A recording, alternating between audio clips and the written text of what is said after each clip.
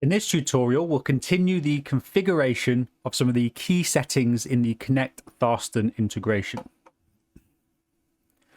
So to begin with, let's navigate to our Connect plugin screen, which we enabled during our previous tutorial. And then go to Configure next to the relevant Connect plugin, which in this case is the Tharstern plugin. In the last tutorial, we filled in these top details. That's to do with connecting to your Tharstern account. And what we're going to do next, if we scroll down a little bit, is just to continue with some of these additional settings.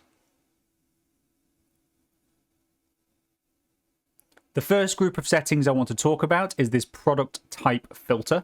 So Tharstern has the concept of multiple product types.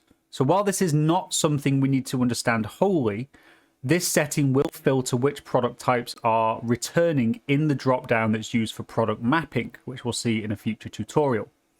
So this is because we used to return parts and processes as well as the products in the mapping dropdown. So this now allows the user to change what is returned. During the mapping of Tharstern products, we are able to select from a filtered list of relevant entries. So just to reiterate, this product type filter allows us to filter the products shown in the product mapping. By default, only finished and none types will be shown, which are the primary product types that we'll get from Tharstern. You have the option to select the other product types, or you can enter your own product types down here within the multi-line text box. The next option we're going to discuss is the Send Price in Order Line option. So this determines whether or not Infigo challenges Tharstern's pricing. And there's a few different options we have here. We have Never, we have Send Price with Logic, and we have Always Send Price. So if we have Never selected, that, as the name suggests, never sends price details for order line when we create an order.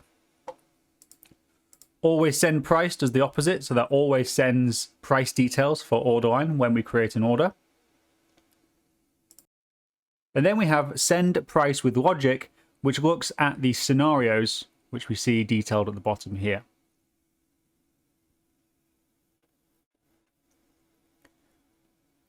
Next down, we have Lock Quote Attributes and Lock Quote Quantity.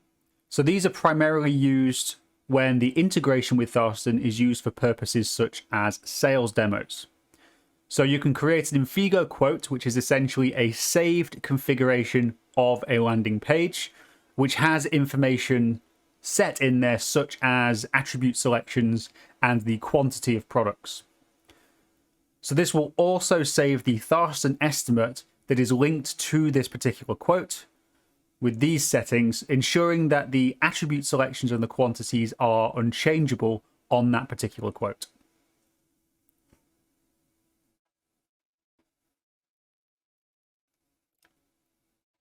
Coming down again, we have the inclusion of shipping and tax details. So fairly self-explanatory. Those ones allow Infigo to send shipping and tax details from our system into Tharstern. And then scrolling down a little bit more, we get to our node mapping section. So these settings alter the information sent to Tharstern in the order JSON files. There's a few different settings we can enable here. So we have Send Address Company instead of Name for Delivery Address. So when enabled, we will send the address company instead of the first and last name of the address. So this is used, for example, when you're sending to a company situated in a shared set of offices. We have Populate Order Required Date with Delivery Date. So when enabled, the order delivery by is assigned to the order required date using ISO format. So for situations where the delivery date is not specified, we'll fall back to the dispatch by date. And then we have Submit Individual Order Line Required Dates. So if enabled, we'll send the order line specific dates in the API call. Otherwise, we'll send the order-related dates. And then lastly, in this section, we have the order line ref2 data. This allows us to select between custom name and job ID. Custom name is an order line name which is set by the user themselves. Most customers, on the other hand, utilize the job ID. This is the Infigo specified job number and is used in the vast majority of cases.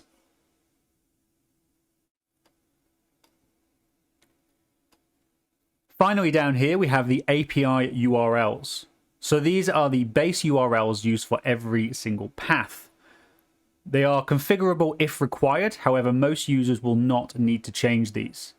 The API URLs are simply the extensions that will be added onto the API endpoint for their individual purposes.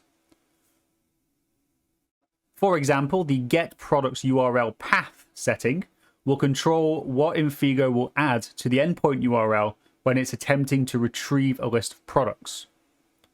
The default values for these settings will usually suffice and will likely only need to be changed if Thorsten themselves advise to do so.